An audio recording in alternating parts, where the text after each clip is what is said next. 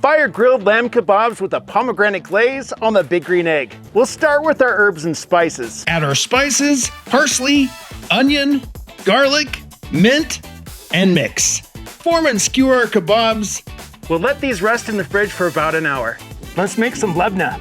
A cup of Greek yogurt. Olive oil, lemon zest, salt, and give it a mix. Next, we'll build our pomegranate glaze. Pomegranate molasses, honey, garlic, olive oil, lemon juice, chili flakes, and give it a mix. We'll let this simmer, and it's time to get these kebabs on the grill.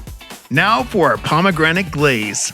Toast our flatbread, add lebna, add our lamb, parsley, feta cheese, and pomegranate seeds. So good!